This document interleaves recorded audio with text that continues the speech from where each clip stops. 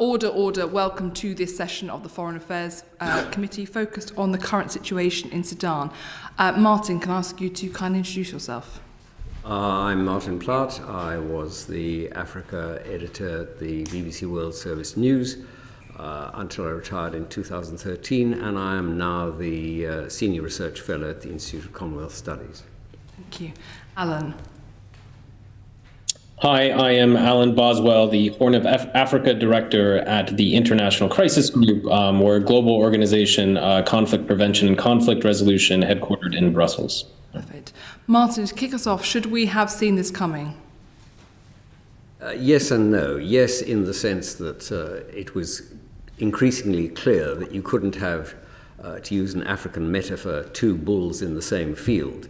And, you know, the increasing strength of Hemeti against the army and the SRF as opposed to the army meant that they were really, you know, getting to a point where it was no longer compatible to have them both, in a sense, exercising power. And I mean, you know, the state is supposed to be the only arbiter of armed force, and it was getting to a point where that was no longer the case. And I think that the army just decided that in the end they couldn't really tolerate someone like Hemeti, General Daglo, you know, being in that kind of position any longer.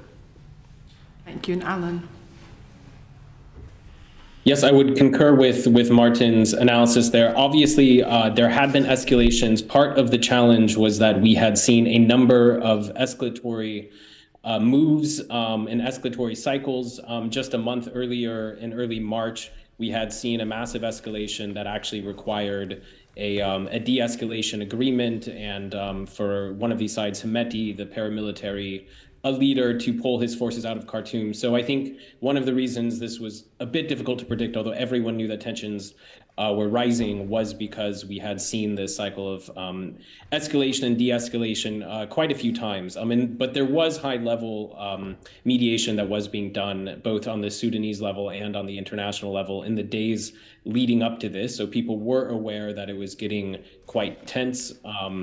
But no, I mean, I think it was hard to predict that, you know, fighting would break out exactly when it did. Thank you, Chris.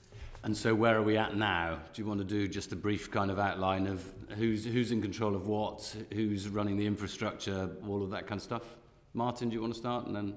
Well, the Hemeti and the SRF seem to be in a more powerful position. I mean, I was speaking to somebody this morning, they were saying that they were all over Khartoum.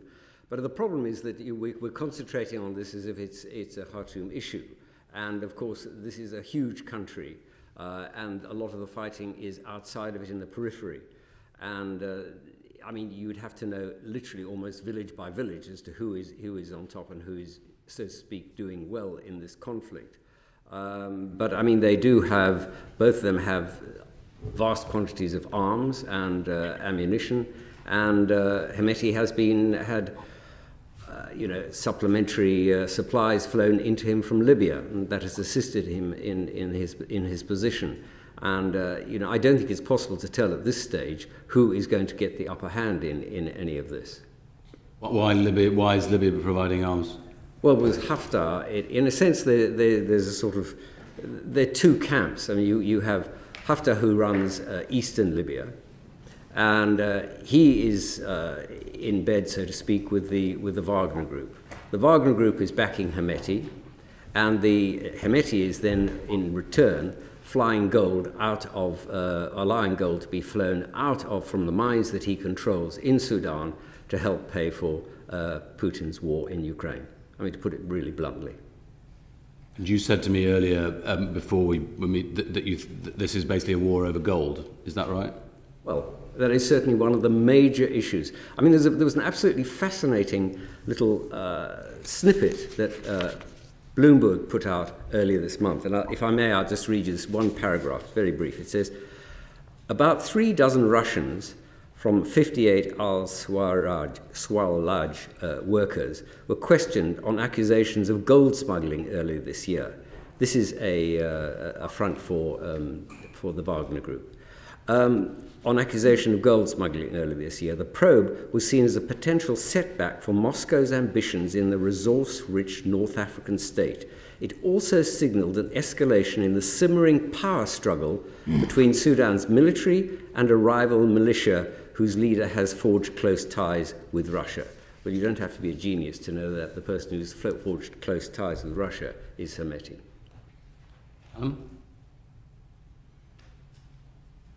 Alan? To answer your question about the state of play, the situation has been remarkably fluid.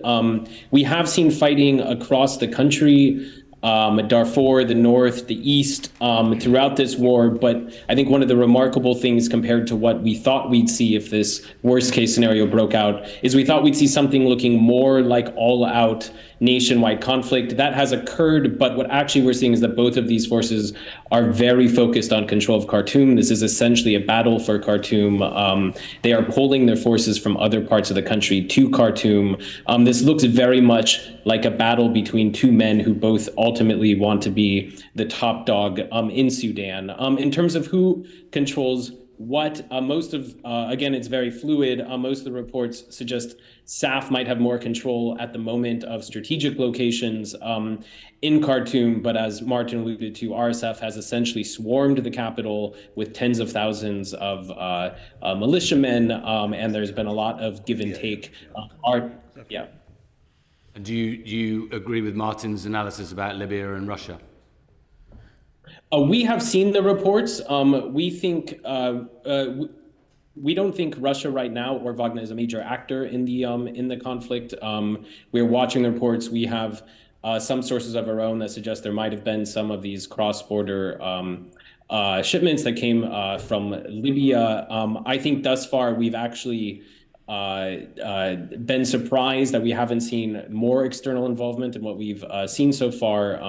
But of course, it's impossible to know if we're seeing the full picture. Just to say, for Hemeti, he's also being heavily pressured from the West not to accept any arms from Wagner as well. So it's difficult to say exactly how that would play out. Okay, Henry. Following on from that, would you say that this is essentially a conflict between two individuals and their almost personal ambitions rather than a conflict of ideologies or cultures? I think there are many things that you can say about it, but I mean, one of them, of course, is that it's personal between the two men. The second is that it is also the, so to speak, the traditional divide in Sudanese society, which is between people who live along the Nile and people who live in the periphery. And that has been one, it goes back many, many years. And in a sense, in that sense, you can look at someone like Hemeti represents the periphery, but again, only one section of the periphery because he is actually from, his family comes from Chad, he's a Rezigat, and he is essentially an Arab who was involved in the Darfur massacres, and some of which were straightforwardly racist, quite frankly. And so you can't just say that he therefore represents everybody who's in the periphery, but that is the way it is seen. While as the army is led by people who are traditionalists and, so to speak, represent the traditional system of, going up through the army, coming from the center of the country, and that is one of the major divisions in what you're seeing now. Thank you very much. Alan, if I could turn to you, is your opinion that this is a coup or is this the start of a civil war? This looks more to us like the start of a civil war than a coup. Okay. I'll just say that we haven't seen clear evidence yet of exactly how it started, and so we wouldn't call it a coup. Yeah. And just further, Alan, if I may, how does this situation potentially cause instability in the wider region? So Central African Republic, Ethiopia, Libya, Somalia, South Sudan, Libya. Is this likely to cause greater instability in those neighbouring states? Yes, if we don't see this stopped and arrested soon, it's basically guaranteed that we will see this suck in a variety of other armed groups in Sudan. And there are many other armed groups in Sudan some of whom are rebels, some of whom are community militias, some of whom are aligned to the government. But we've seen remarkable sort of solidarity, mostly for the most part, from those other groups rejecting this war. Everyone, pretty much all Sudanese who aren't these parties, see this as catastrophic and a mistake. If this drags on, we will see this fragment. We will see all sorts of different sort of struggles around the peripheries that will affect Chad, that will affect South Sudan. This will affect Libya, CAR, Ethiopia. These are all places that cannot really afford more instability. I also think if this drags on, the risk is quite high that we will see major external intervention, and this could become a regional war. And that, as we all know, not only makes the situation worse, but makes it a lot harder to resolve once it hits that point. So we've been very focused on seeing how can we get a ceasefire soon, because this once this gets much worse and much more multi-sided, it'll just become much more difficult to stop. Thank you. Just finally, if I may, to you, Martin, following on from what you were saying earlier on in terms of the different bases, does the RSF have a regional base that could sustain it if this were to become a longer-term civil war? I mean, they did grow out of the Janjaweed. They did grow out of Darfur. That is where Hemeti grew his base, and that is where he still gets a lot of his support from. But not only from there. I mean, he gets it from other areas. And I mean, I think I would very much agree with what was said about the spread. Because, I mean, if you look at who are his allies, I mean, one of his allies is the Eritrean government. The President Isaias has had a finger in every one of his neighbors. And he received Hemeti earlier this year. They are very close. And the one thing that links him, Hemeti, and Haftar is their relationship with the Russians. Now, I'm not trying to say this is a Russian plot. I think the Russians fish in, shall we say, stormy seas, to mix a metaphor.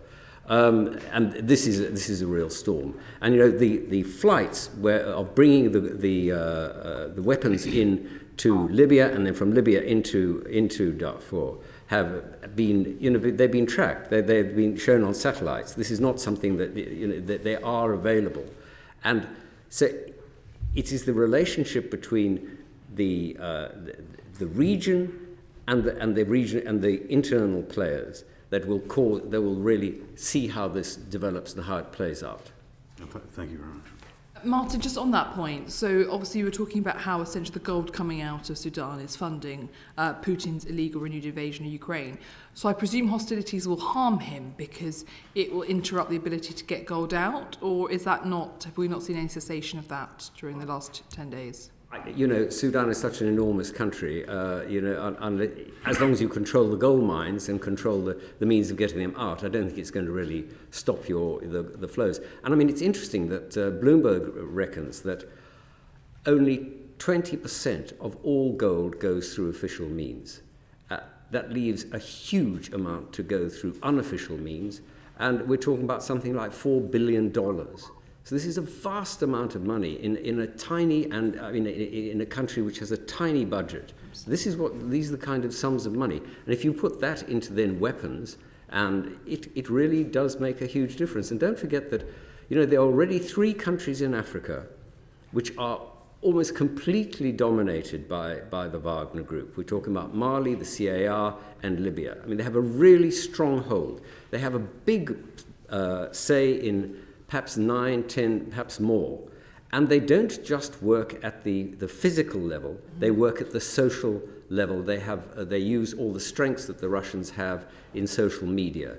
And they use all of these extremely effectively. I mean, they've actually forced the French to leave Mali, which is an amazing achievement from their point of view. Thank you. Neil? Just a quick one, Chair, if I may. Just given the situation on the ground, both right now and in the coming days and weeks, how crucial is reliable, accurate information and the role of BBC World Service, do you think? Well, as somebody who worked for the BBC World Service for 30 years, I think it's vital. And to be honest with you, the most important bit of it would be the Arabic service, not the English. Although I worked in the English service all that time. But people do rely on it, and they know that it is a trustworthy source. And it's something that goes down generations. It isn't just something that people pick up. And you can walk through a market. I've walked through markets in actually South Sudan, not North, and heard people listening to them, and in fact people coming up to me and saying, "Oh, you're Martin Platt," only because they knew my voice, which is a bit surprising, shall we say. Wonderful, but That's fine. Alan, you touched on the ceasefire. Can I ask you what your assessment is of the likelihood of the ceasefire holding? Obviously, although it's in name holding at the moment, obviously there are reports of jets flying over and of interrupted fire. What's your assessment? The ceasefires to date, because of course they did also agree to a ceasefire for the 3 days leading up to today, they have been patchy. It is correct that we have, that our information is that there has been some breaking of the ceasefire already in the Khartoum area, primarily in Omdurman. And also possibly in West Darfur and in South Darfur. Generally, the feeling among diplomats is that it'll be harder probably to get the army to fully agree. They have been more resistant to the talks than the RSF side has been. But we have to be realistic about the immediate chances of ceasefires because they keep breaking down. So I think the important thing is to just keep pressing towards a ceasefire and hopefully hope one sticks. Martin, do you have any views on it? I don't believe a ceasefire until it happens, and I mean this one seems to be very patchy, as Alan was saying. It doesn't sound as if it's holding, except in particular areas. But it's a huge country. I mean, in 99% of the country, there's nothing going on. Of course, it is so huge. I mean, I remember standing on top of a jeep, looking around in Sudan, and seeing nothing but grass, not even one tree. That's what the country is like. It is absolutely enormous. So most of the country, nothing will be happening. It is in very specific areas that the fighting is happening where there are key, settlements. But in most of the country, I presume there's nothing going on. And I mean, the real struggle for people now, particularly trying to get out of Khartoum, is getting fuel, getting money, and of course, quite a lot of them, their passports are in the safes of the embassies because they would have been looking for visas or looking for renewals. And of course, they can't get them out now because there aren't any staff left. Thank you. I was going to ask about Russia, but I think Henry and Alicia have covered that. You talked about the Wagner group and Haftar in Libya and their support for the RSF, but what about Chinese involvement? They're Sudan's biggest trading partner, oil, agriculture, health, infrastructure. They'll have a view, but do they have any influence, and is there any evidence of them having any involvement? I've seen nothing that suggests that they have any involvement. And I mean, while the Russians, for example, would very much like to have a base in Port Sudan, I don't think the Chinese are interested because they already have one in Djibouti. So I don't think there's that kind of pressure. And that was one of the things that Omar al-Bashir, who was overthrown by the current participants in the conflict, was in a sense offering the Russians was a base from which they could operate. And so, I haven't seen anything that suggests any Chinese involvement at the moment. No evidence of them picking a side at all? Not that I'm aware of, but I don't know. Let's hear it. I'd be interested to hear what Alan said. We haven't seen any signs of particular Chinese attempts at mediation or picking sides. China has supported the ceasefire calls at the UN Security Council, as has Russia. Actually. And the one thing we've seen interesting from China is the state media or state-aligned media has been blaming essentially U.S. meddling for the conflict. Thank you ever so much. Martin, you mentioned there Omar al-Bashir. There are reports that he was broken out of Koba prison over the weekend when there appears to be a mass escape. I'd be very interested in your assessment as to where he sits within all of this and what the risks are of him being out on the loose. I would assume that he would align himself with the army, but I mean, I'm not in a position to make that assessment. I genuinely don't know. Alan? Yeah, we are following those reports with great interest, but we don't have any specific intel on that. Just to say, if he was freed and sort of popped up again as a political actor, I think it could be a very strange wild card in the midst of this. I do agree. I agree with Martin that if he was to choose a side on this, he would definitely end up falling more on the army side, but he could just as well, be on his own side. It'd be very helpful for those of us who haven't necessarily followed Sudan as closely as we'd have liked. Since he was removed from power, how much of a radicalising figure, a figure that can bring people together, how much did his being put in prison reduce his ability to affect support, to maintain support, to group and rally people? Alan, do you want to kick us off? Yeah, sure.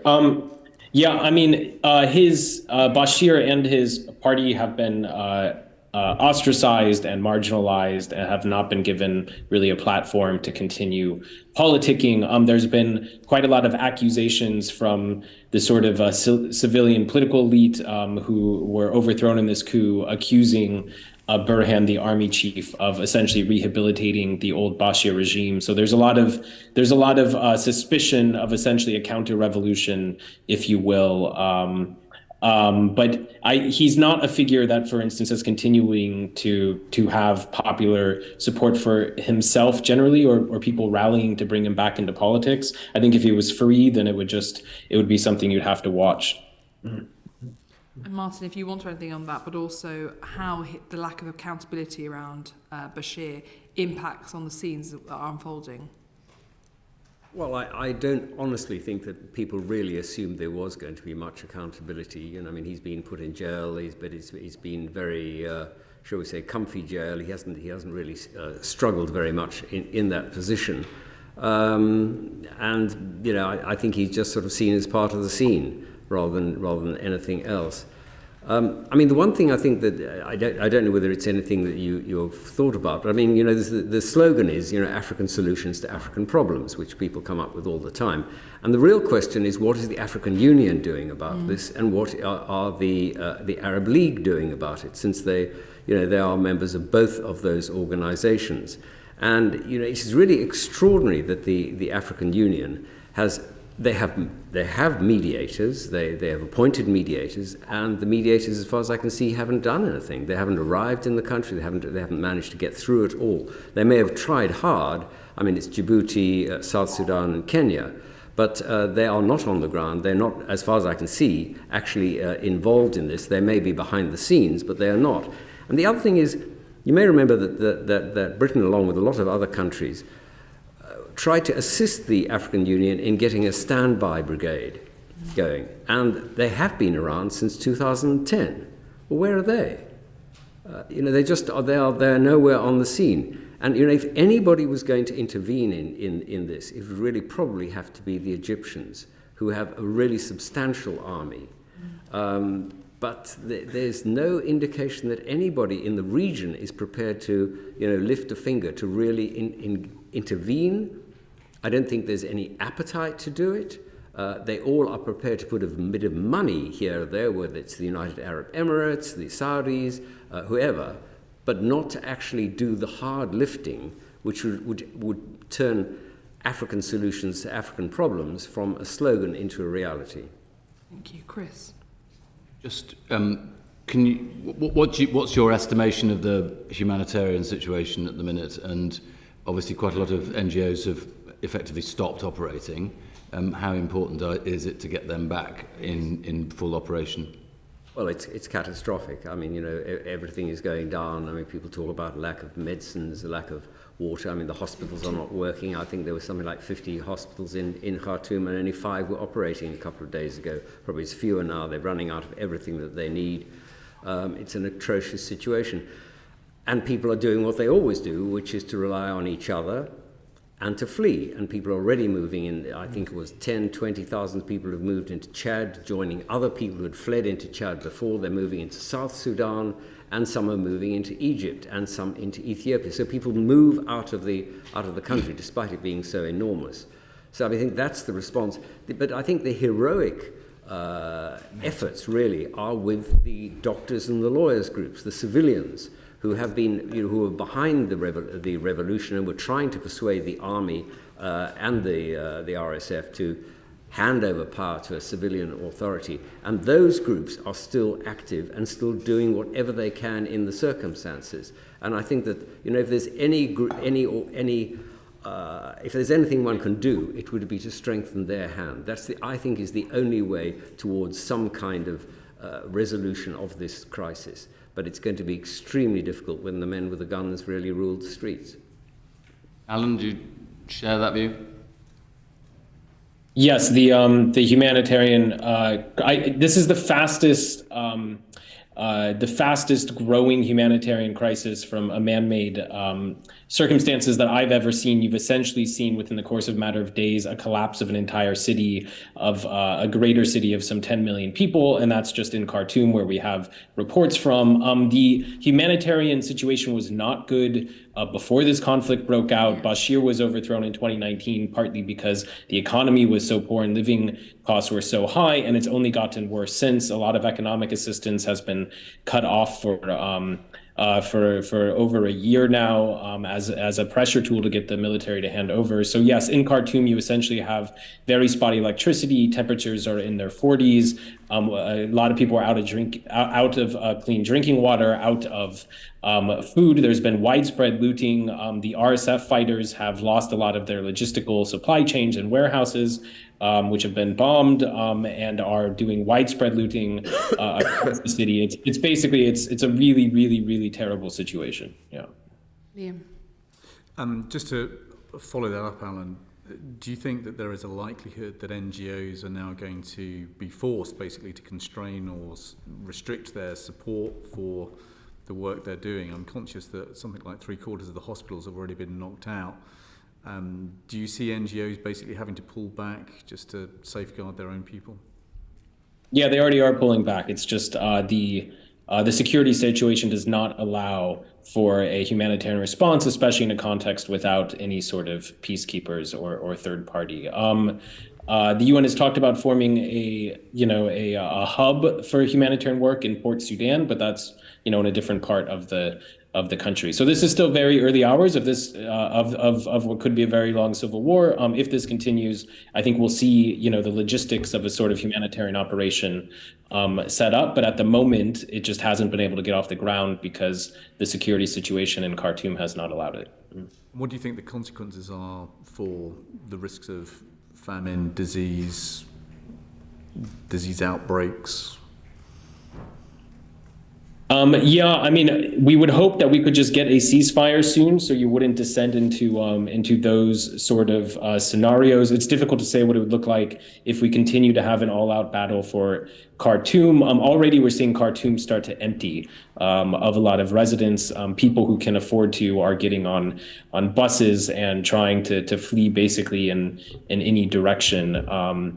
Any direction they can. So I wouldn't want to speculate what the long-term consequences would be in terms of potentially famine, but it's an unusual crisis. Normally in these wars, they take place in rural areas. You have, people who, with their crops destroyed and things like that. This is something different. This is a collapse of a city of millions of people who can't access basic services or food or water. So I think it's just very unusual. And Martin, do you think there are things that we could do to at least support refugee flows in neighbouring countries? Well, we could certainly back the efforts of the UNHCR to try and deal with the influx that's coming. The one other thing I think we have to remember is that there's been a report today that the World Health Organization is saying that a laboratory with viruses in Khartoum has fallen to the RSF, and they're using it as an operational base. And they are extremely worried about what this could do if it really becomes a battleground. Now, I don't know what's in that laboratory and what it might be, but if the World Health Organization is saying it's worrying, I think we should be worried too. You worried there are pathogens in that lab I don't that could be loosed? I have no further information about it. I simply I think saw we've been it told there's as a polio report. and other diseases such as that.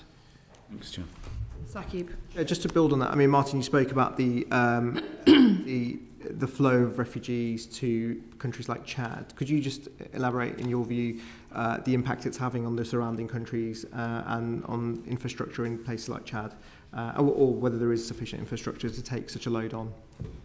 Well, there certainly won't be the infrastructure, and but people will make do. I mean, I've been in Chad when there've been an influx of fighting in Darfur, and you suddenly see 50, 80, 100,000 people coming across the border, and onto what is effectively a sand dune, and then people just start making do, and the UNHCR brings in support very rapidly. They are very used to this, and local people come and help in any way they can, although it does cause tensions with local people, and people get by. The other thing that's quite extraordinary is, I remember I think it was the third day that the camp actually in existence, and the first trucks arrived from across the Sahara. People had heard that people were fleeing there, and they thought, there must be some money to make, and they actually brought goods to sell to the refugees, and they were there on the base within, perhaps it was a week, but extraordinary how fast people respond. We tend to look at the Sahara as being a barrier. For many people, it's just a sea to sail in and find something to trade in, and that goes back, of course, hundreds, if not thousands of years. So, people will respond very rapidly. The other thing one mustn't forget is that this is a region that is very used to refugees. Sudan itself, I can't remember how many millions of refugees, but they've had Eritrean refugees for, since the 1960s, and they've been very hospitable to them and have put them up and looked after them, or at least given them a space to live in. Not always satisfactory, but they've given them the space, and I think people will just say, well, this is what happens in the region, and it's not that unusual. Alan, I don't know if you... Royston, finally... Oh, sorry. Were you bringing Alan? I was going to, if Alan wanted to, but it's fine. No. So just those with means are traveling to Egypt, which is really the only real stable country, if you will, that you might want to go to if you have a choice within the region. And they're either going to Egypt or they're going to Port Sudan and then looking for to leave Sudan out of Port Sudan. The refugees who will be fleeing into the other countries will be people who probably have no other choice but to go to those. Royston, final question. This is not ideological, and it's between two people, both of whom think they should be in charge. How fluid is the situation? Are people moving from the RSF to the military or vice versa? I haven't seen any indication of that. I think there's a lot of bitterness. As I said, partly it is because they have different constituent elements. One of them is drawn mainly from the periphery, and the other one's drawn mainly from the peoples of the centre and the Nilotic peoples. So I don't think there's a swap over. There may be some. I'm not saying there's nobody. Mm. Anything, Alan? Yeah, no, it remains quite fluid in terms of battlefield dynamics, but the lines are quite set. These are very different institutions. SAF has an air force and has this, has a long institutional history, but the RSF is essentially a collection of militias and is run like basically a family corporate empire from one family and is tightly controlled. So very, very different. Like Martin said, not a lot of crossover. I think where things get fluid is in terms of potential external support, trying to back one of these sides, or if we see one of them essentially kicked out of Khartoum or lose the Battle of Khartoum, and then there's all sorts of scenarios, and depending on how that goes, that's when we could see state collapse or this really expand into a much wider civil war. Thank you. Brilliant. Thank you both ever so much. Those were incredibly informative and helpful answers. Can I also thank you for your forbearance with the process of democracy and allowing us to vote. We will suspend briefly while we change who's giving evidence to us, but thank you both ever so much.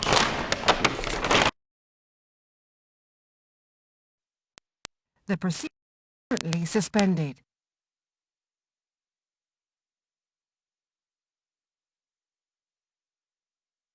The proceeding is currently suspended.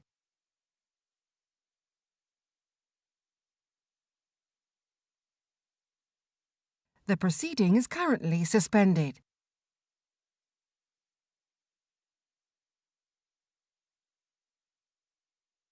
The proceeding is currently suspended.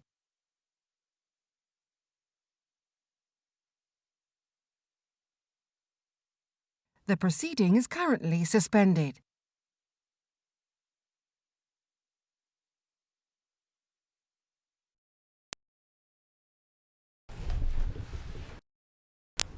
Straight. We're in question 9. Welcome back to this session of the Foreign Affairs Committee.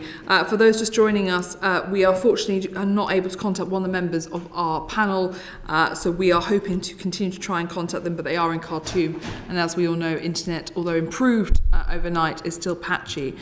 Dame Rosalind, it'd be grateful if you could kindly introduce yourself. Thank you very much. My name's Rosalind Marsden. I'm an Associate Fellow at Chatham House. I was previously the British Ambassador to Sudan, and after that I was the European Union Special Representative for Sudan and South Sudan. Perfect. Well, thank you ever so much for joining us today.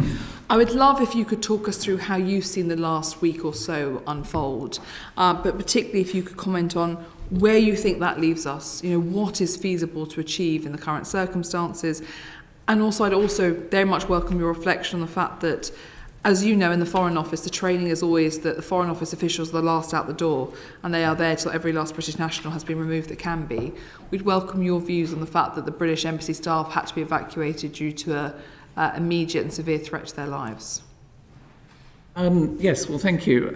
Well, I mean, I think as your previous panellists have mentioned, it's unusual really to see this major war taking place in the national capital, Khartoum. Sudan, of course, has been plagued by conflict for many, many years, but they've always taken place in the peripheries. People from the peripheries have fled to Khartoum to seek relative safety.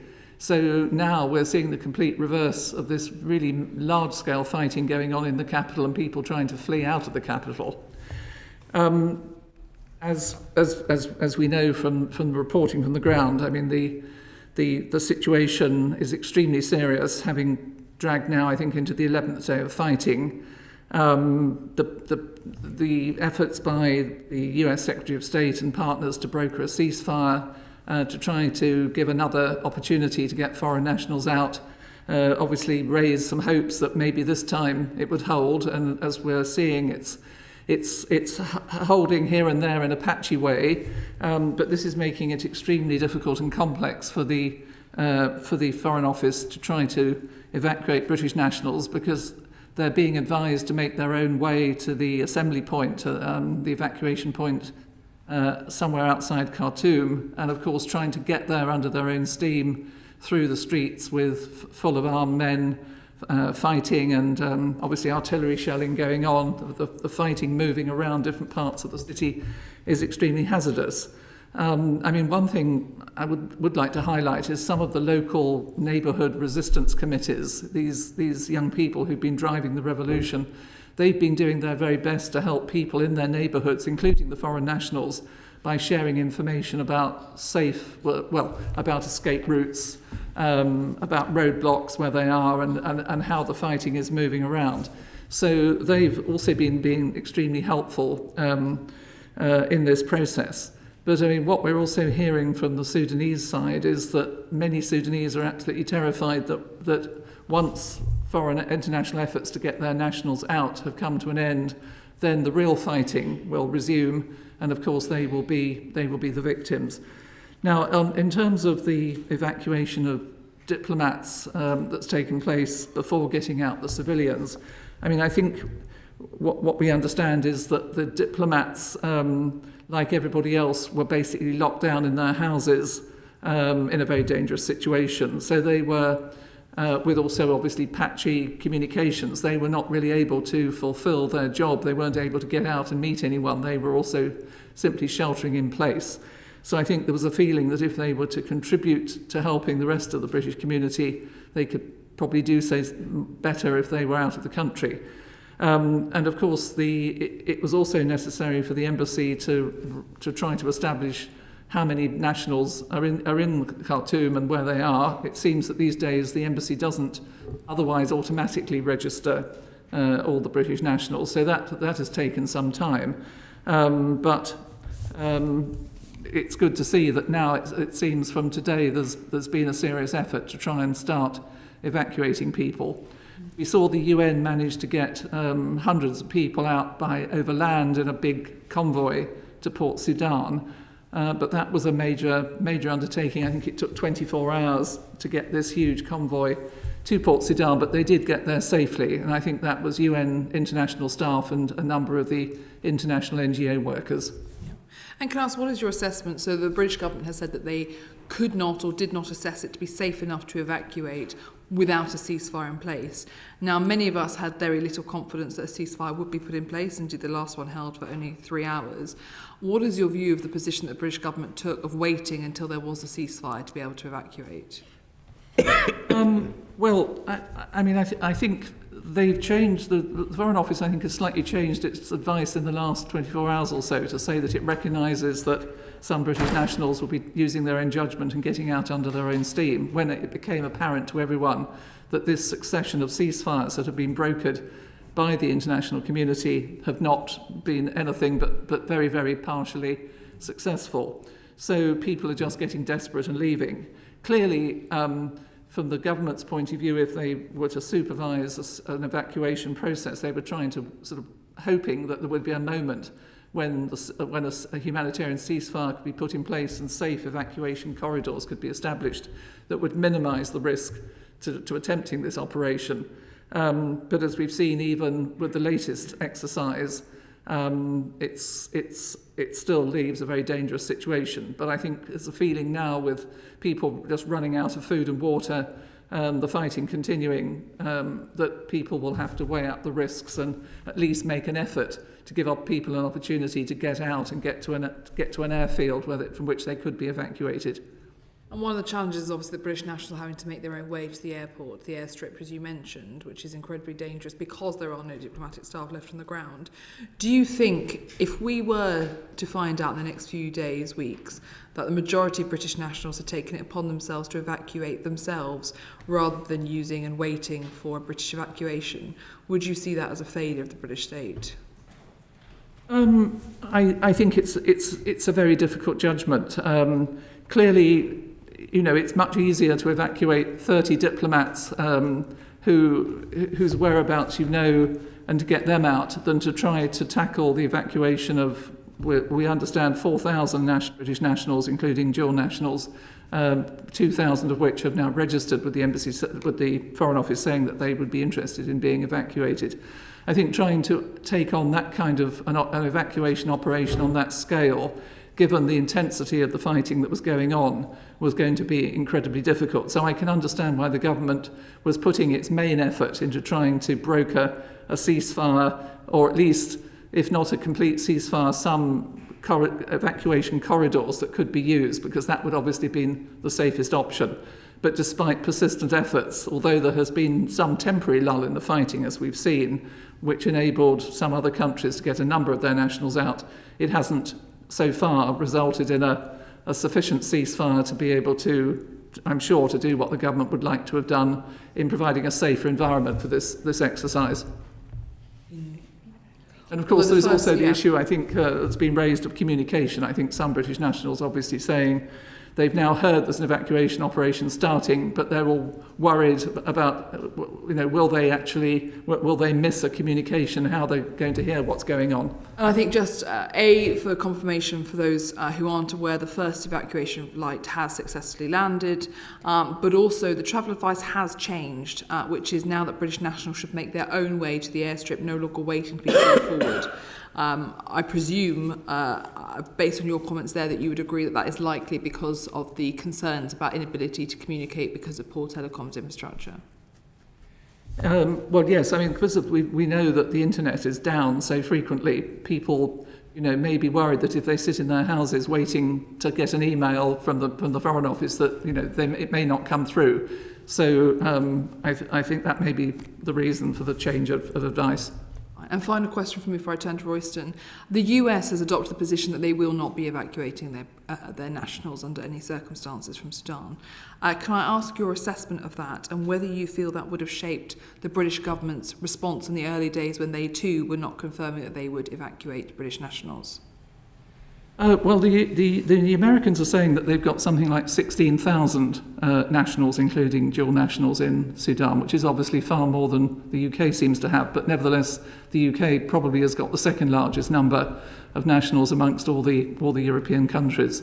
So I don't know how that fact influenced the British government's decision. Clearly, the US and the UK worked very closely together in the initial decision to evacuate their diplomats, and perhaps to sort of do that first and then see what could be done in the very dangerous situation to help everyone else. Royston. I mean, it's a difficult question to ask you, I suppose, being that you're not on the ground now. But do you think that a long-term ceasefire is possible, and what should the UK and its partners do to try and help to bring that about? Well, I think there are several things I think we can do, which is, first of all, is to continue to work very hard to try and build up a coordinated international response, a coordinated international coalition to put pressure on these generals, perhaps making clear to them that they will be held personally accountable if they don't abide by the commitments they've made. We need also to work very closely with regional countries who have leverage on one side or the other to exert that leverage, and importantly, not to provide any military or financial support to either side. Of course, when it comes to to actually whether first of all, can we get a ceasefire this is going to be more sustainable than what we've seen so far? I think there does need to be. I think the diplomatic efforts do need to be intensified. I mean, we've seen that there has been a limited degree of success that enabled diplomats to be evacuated and some foreign nationals over the weekend.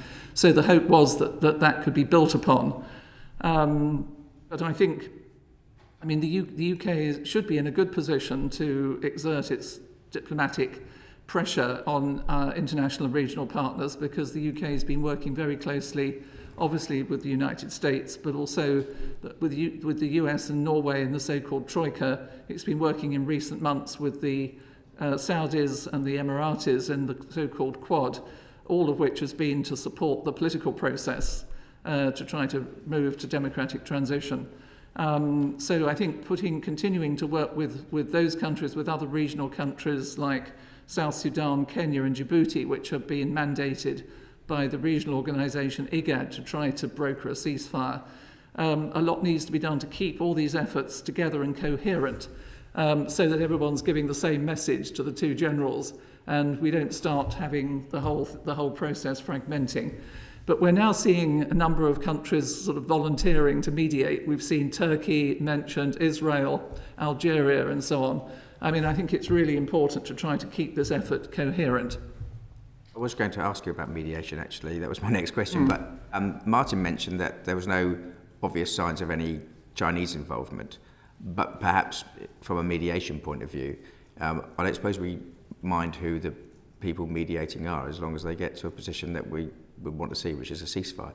Do you think that they would be involved in any of those mediation conversations? Well, we haven't seen that sort of involvement by the Chinese so far. Of course, during the Bashir era, they had a very close strategic partnership with the Bashir government, but particularly during the years when the sort of oil boom years in the first decade of this century. But Chinese interest in Sudan sort of declined quite a bit after South Sudan's independence in 2011, when most of the oil was remained in the south. So China's role in recent years has been more low-key, and Chinese companies have taken some interest in Sudan's gold reserves. But so far we haven't sort of seen them really looking as if they're going to volunteer to play a mediation role. Thank you. Thank you, Chair. Thank you for your evidence so far. Given your experience, do you think there were opportunities missed by the UK or its partners in trying to stop this conflict developing into violence? Well, one thing perhaps to preface the answer to that question, one point I wanted to make, which didn't really come out, I think, from your first two panelists, was that I think what we're seeing at the moment is of course a power struggle between two generals, but it's also an attempt to derail Sudan's democratic transition and to return Sudan to the control of the former regime. I mean, this is a point which is being emphasised extremely strongly by Sudan's pro-democracy civilian and political leaders. And they've been sort of warning the international community and indeed the fellow Sudanese for quite some time that the elements of the old regime were trying to widen the rift between the army and the Rapid Support Force because they wanted to destabilise the transition process. And I think therefore that point has to be properly understood by international governments, including the British government, in order to sort of decide to understand the situation properly. There was a very important statement put out about 3 days ago, signed by Sudan's main pro-democratic political parties, many national figures and intellectuals, sort of basically announcing a united civilian front to resist the return of the former regime. I think this statement does need to be taken seriously. We've also seen during Ramadan, we saw some of the members of the former National Congress Party, the ruling party under Bashir, calling for the release of President Bashir from prison, sort of mobilising both their members but also the so-called Islamist shadow battalions.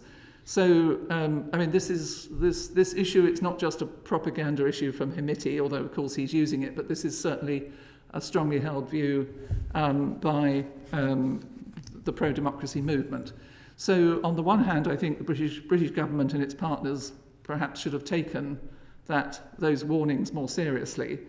The UK was working extremely actively with its partners to support the political process based on the framework agreement at the 5th of December, which would have, and that this was in its final stages to move towards appointing a civilian prime minister, a civilian cabinet and a civilian head of state. And there were high hopes that although the agreement was far from perfect, it was certainly a big positive move in the right direction. But of course, as always with this kind of political process, it's the last stages that are the most dangerous, where the spoilers are likely to step up their efforts. I think, again, there were warnings that this might be the case. I myself wrote an article for Chatham House towards the end of March, sort of highlighting the fact that high-level international intervention was required at that critical moment to increase the pressure, particularly on the two military leaders who were arguing over security sector reform and the issue of how long it should take to integrate the Rapid Support Force into the army. We did see, on the American side, we saw Molly Fee, who's the Assistant Secretary of State for Africa, picked up the phone and spoke to Hemeti, to Burhan, and to one of the civilian political leaders. I don't know whether any British ministers picked up the phone as well, but it was at that crucial window, I think, where it was really a case of high-level attention should have been focused on the final stage of the political process. And of course, now that the war has broken out, there's very high-level attention from the British government here and from other governments. But in a way, it's necessary sometimes when you don't have a war, but you're at a crucial stage of a political process. And I think perhaps that's where more might have been done. And can I just ask, as given the UK government was the UN Security Council penholder, would you specifically have expected them to have done more during that period? Well, I think the UK managed, in the very early stage of the war, to get a press statement quickly out of the UN Security Council, obviously condemning the fighting, calling for an immediate ceasefire, which, given the current climate in the Security Council with the Russians, I think was quite an achievement. They managed to get the Russians and the Chinese to sign up to this.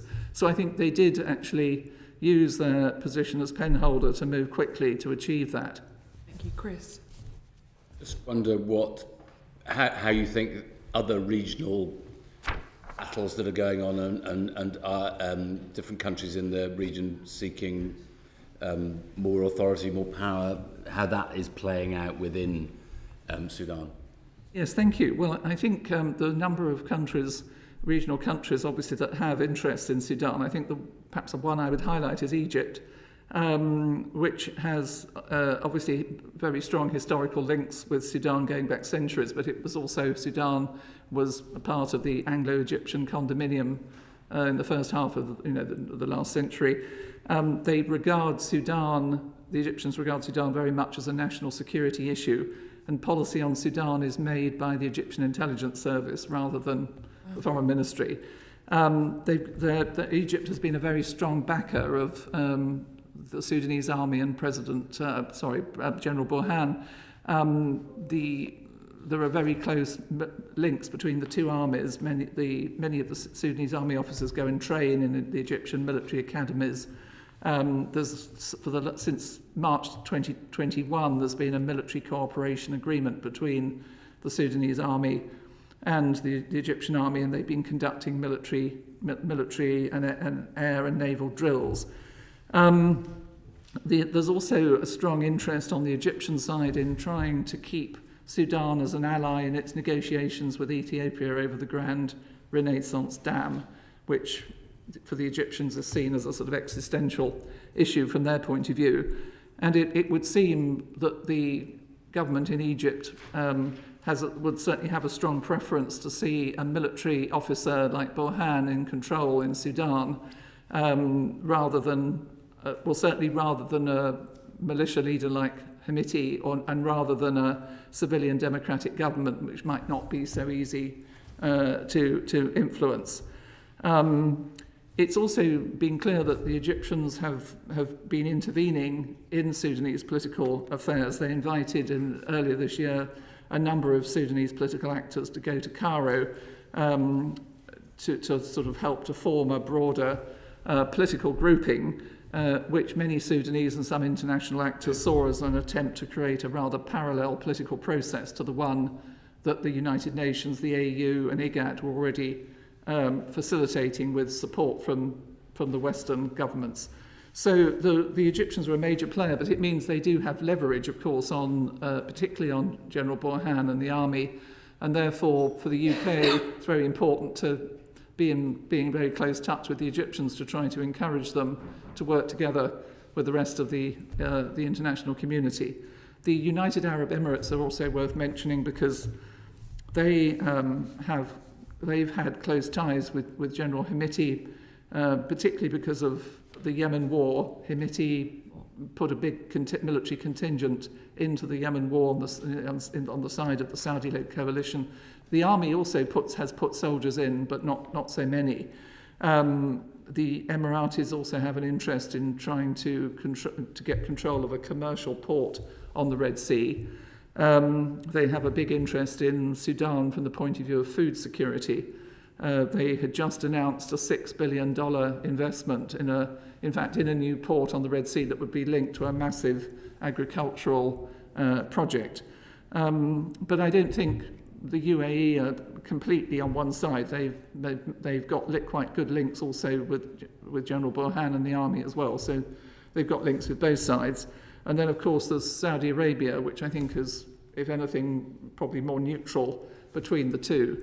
And it's been with Saudi Arabia and the United Arab Emirates that the UK has been working together with the Americans to try and leverage their influence on the military leaders through their huge financial power to try to prevent this escalation that has so sadly gone ahead.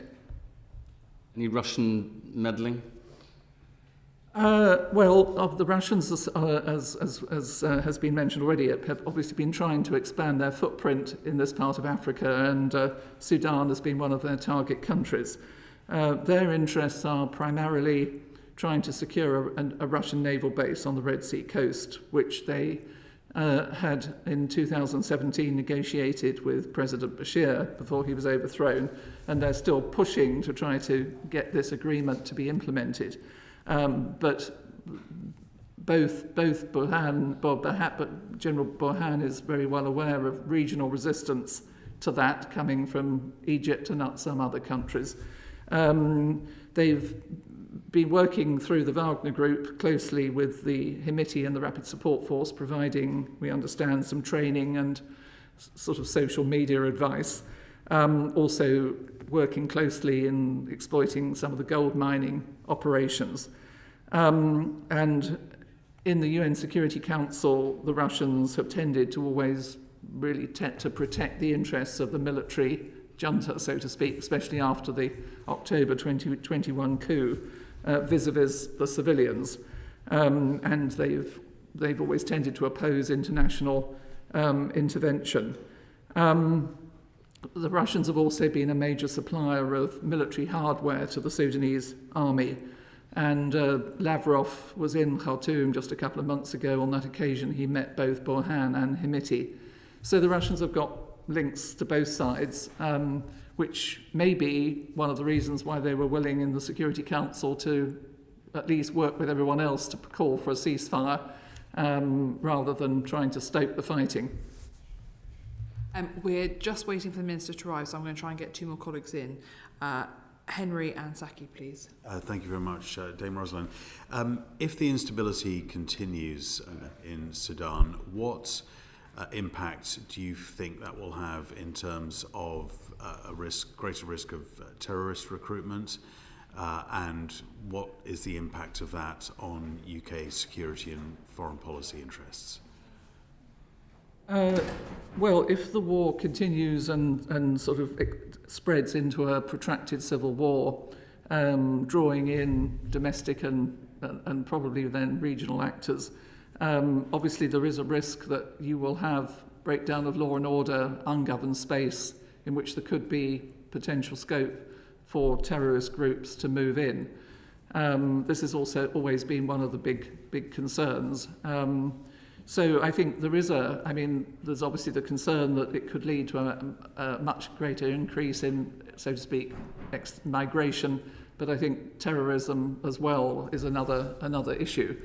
In the past, in the early days of the Bashir regime in the 1990s, of course, the National Islamic Front and Hassan al-Turabi actively invited terrorists from all over the world, Osama bin Laden and many others, to Khartoum. So, I think the issue is, do we see elements of that regime, if they were to come back into greater power than they've had for the last 4 years, will that lead to the risk of sort of terrorist groups being allowed to come in? And we're going to wrap up there, I'm afraid. Thank you ever so much, Dame Rosalind. As I said, sadly we had to cut every session down to half an hour, but I'm very pleased we were able to have that half hour with you. Please do feel free to keep the committee updated as things go on. I'm sure you will have left a part of your heart in Sudan when you'll be there to see how it goes forward. Thank you ever so much. We'll suspend briefly in public, just to allow us to change over. Suspended.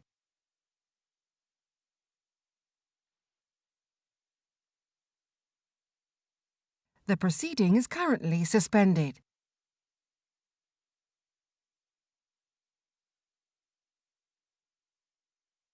The proceeding is currently suspended.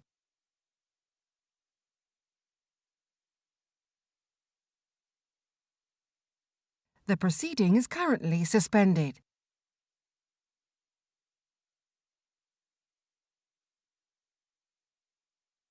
The proceeding is currently suspended.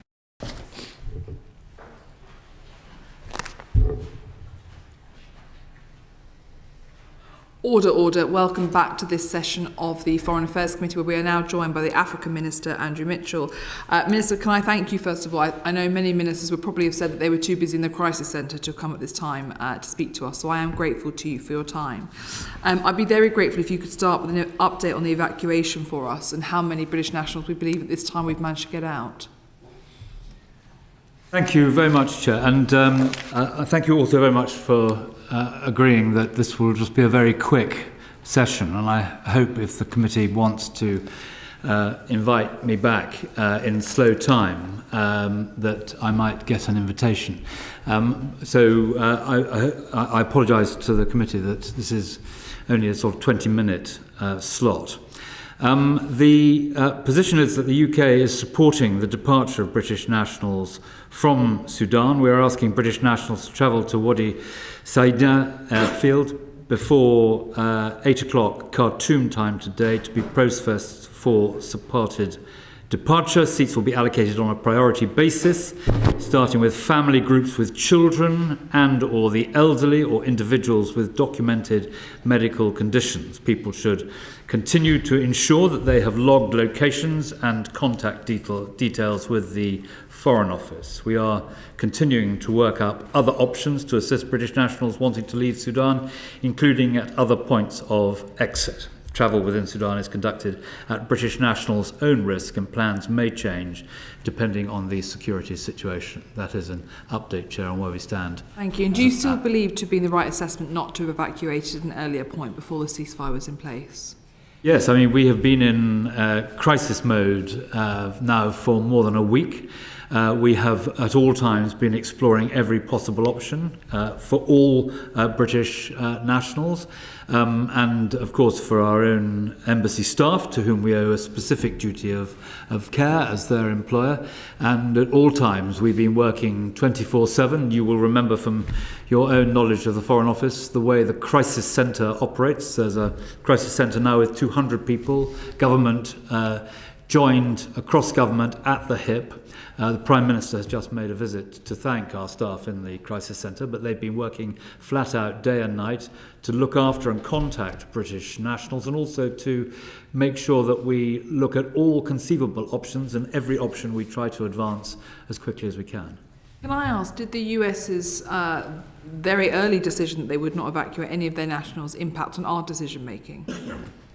No, although I have to say that we talk very closely to our long-established partners about those options, so I'm sure there was some cross-fertilisation of thinking, but we made the decision to evacuate the British mission in Khartoum because of the extreme danger that our diplomats were in. As I told the House yesterday, we were really positioned between the two sides. It was extremely dangerous, and we made the decision that we should evacuate them when we did. Do we have an assessment of how many British nationals have taken it on their own back to try and get themselves out of Khartoum because they didn't believe an evacuation was coming? No, we have no assessment of that. And of course, you know, there will be British nationals who know the local area and the territory extremely well. And they may have disregarded the advice of the Foreign Office or indeed have accepted the advice yesterday, which changed from you should stay indoors in safety because it is simply too dangerous out on the streets of Khartoum, as all subsequent events have suggested. So that advice yesterday changed to, if you do decide that you are going to move, you do so very much at your own risk. But I accept there will have been people who know the area very well who will have made that calculation. Thank you, Chris. Can I ask you a point that was made by Martin Plaut earlier, which was that some British nationals' passports might be in the British embassy safe. What are you going to do about people who turn up unable to be documented? Well, they should have already been the subject of a call from the Foreign Office and no doubt will have explained that position. Ultimately, it will be for the officials who are now on the ground there from the Home Office and the Foreign Office running the facility which is processing people to make that decision on the ground. But you know, we have given an order of priority. And that order will pertain. So one would hope that the Foreign Office would already have been aware of these circumstances and that the RDT would take a reasonable view. One would hope. It was quite a dangerous sort of assumption. Well, it's the nature of these things, Christopher. I think that, you know, we've got this clear order in which we're going to seek to evacuate people. There's a 72-hour ceasefire. So far it has held, and we must hope and pray that it continues to do so. We've heard different views as to whether it's holding and whether it's holding very convincingly or not. Your view is that it's holding. I have no recent updates to suggest that it isn't. As you will know, the previous a large number of ceasefires didn't hold at all. This one has certainly held since it started at midnight so far. And it's possible that an event such as this will lead to significant amount of migration, both to other neighbouring countries and potentially much further on. People might end up coming across in boats, might end up crossing into Europe on a boat, might end up coming through to the UK on a boat. Would they then be deported to Rwanda? Well, that is, at least at the moment, a hypothetical question. If you turned up at the airstrip in Khartoum seeking to be an asylum seeker, you would not be eligible because you cannot be an asylum seeker from your own country. So I think that is the first and most significant point to make, and I imagine the border force would say that they've got an order of priority that they are allowed to accept, which was the order laid down by the government, and that would mean that they wouldn't be eligible anyway, but you can't be an asylum seeker from your own country. Can I just ask, Minister, apologies, I hadn't seen it publicly confirmed that we deployed RDT teams. It sounded there like we had. Yes, they have. They've arrived in the airstrip, and they arrived early this morning, and they are in action there. Thank you.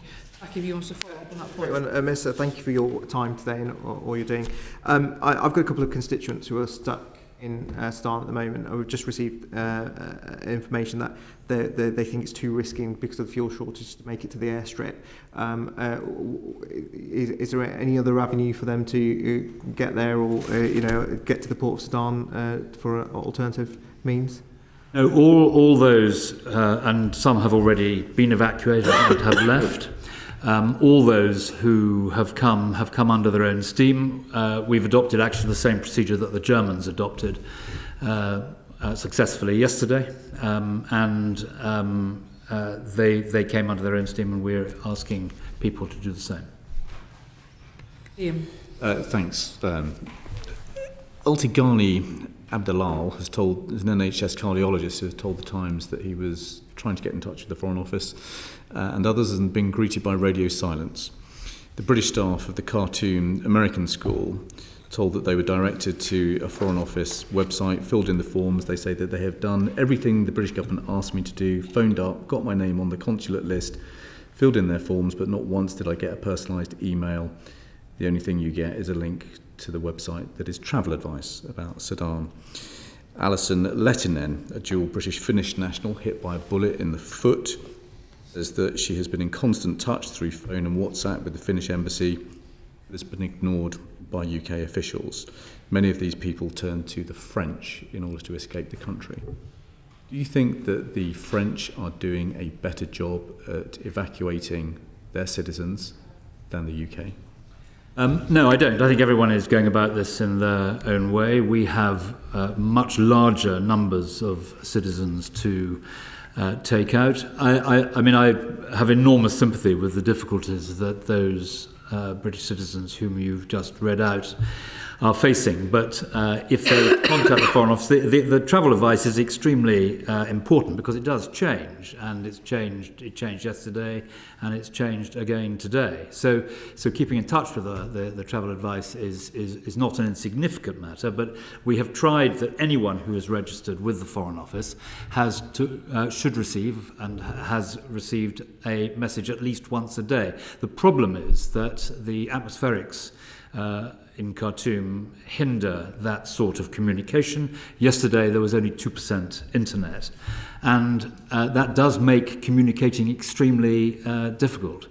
But in principle, that has been what we have tried to achieve. And I've spent several time on recent days in the crisis centre, and I've seen what our staff are doing so well, both in speaking to and comforting those who are in a state of great anxiety, and I completely understand that. So the system is working, but it is spasmodic, as you described. So presumably, because we have more nationals to evacuate, we are surging in more evacuation capacity than other countries like France. Do you think that by the end of tomorrow we will have evacuated more of our citizens than, say, the French have? Well, I think I'm not really going to get into numbers because I could not do so with confidence. But what I can say is that we are, as we have been for the last week, extremely focused on every single conceivable way of extracting our citizens, every single type of help that we can give them. We are exploring other options as well at the moment, but for the moment we are evacuating people from the airstrip north of Khartoum, and that operation so far is going well. We can't give any assurances of that. What documents are being accepted by means of identity at the airport? Well, for most of the people who are coming up there, ideally they have already been pre-cleared because they've told us about their documents, and we've been able therefore to tell them to come, and when they come they will be waved through by the officials who are there. But otherwise we are expecting them to have a British passport, and so far I'm not aware of any problems in that process. If families come with dependents who are not British nationals or British citizens, are they being accepted onto the outbound flights? Well, there's a categorisation of different groupings. They are the families with children, elder folk, people with medical conditions, and there's a sort of prioritisation order in that respect. If you arrive at the airport with children under the age of 18 who do not have documents, so long as the border force officers who are there are content that you are a family unit, then you will get on the plane. How are they making that judgment? How will they? How are they making that judgment? Well, they just have to satisfy themselves that if the travel documents are not complete, that the children are who they're told they are, and there hasn't been an issue with that. And if someone presenting themselves wants to claim asylum because their life is in jeopardy in Sudan, at what stage in this evacuation process should they make that claim for asylum? As Mr. Byrne will know, you can't make an application from Sudan if you're a Sudanese citizen. So the international regulations that govern these things would not work for you. So if they make that claim for asylum when they land in the UK, what will happen to their claim? Well, it will be, it's coming by some other means at the moment. It would be depends how they arrive, but it would be assessed in the normal way. If they're a Sudanese citizen who has come onto a flight, for example, with a British parent, for example, and they land in this country and they want to claim asylum, will that asylum claim be processed in a normal way? Well, it's very difficult to conceive how a Sudanese citizen today would arrive by plane from Sudan in the UK. With a British parent? Well, they won't get on the flight unless we are satisfied about their documents. But there may be some who do have a legitimate claim to asylum who are left on the tarmac in Sudan. Well, I think, Mr. Byrne, we're going round in circles. They do not have eligibility to claim asylum. They do not have eligibility to claim asylum when if they were to come and seek to be evacuated from by the British evacuation mission at the moment. I think the clarification point is, and I'm aware we've only got 7 minutes left, if somebody comes as a dependent, when they arrive in the UK, what is their asylum status? Because they are not seeking asylum necessarily, they have come as a direct dependent, or would they be required to apply for asylum to be able to stay here in the long term? Well, if I'm not an expert on this area of law, but if I have understood your question correctly, Chair, if they can get on the flight out of north of the airstrip north of Khartoum, on the basis that they get on that flight, they will be able to be transplane in Cyprus and come to the UK. Very briefly, to your point about prioritisation though, there will be some British nationals who will be unable to get to the airstrip because they do not have fuel, or because they are so unwell from having not had enough food and drink, or because of medical aid that they haven't been able to access. We do not have diplomats on the ground to go and get them in a convoy. Is the RTD got permission to go and extract British nationals? No, the RTD is based at the airstrip. and it is from there that they will operate. But I am not aware of all the people who've registered. I'm not aware of anyone who falls into that category. Minister, the UK is, of course, the pen holder in the Security Council at the UN on Sudan. What are the next steps that the government are planning at the UN on this issue? Well, you put your finger on the critical point, which is that what is urgently required is a ceasefire for the combatants to lay down their arms and return to barracks, and for the political process, which was moving forward significantly before the second week of April, for that to reassert itself. And Britain will do everything it can through holding the pen at the United Nations. We are in a special position, and we have already exercised that at the United Nations since this crisis started.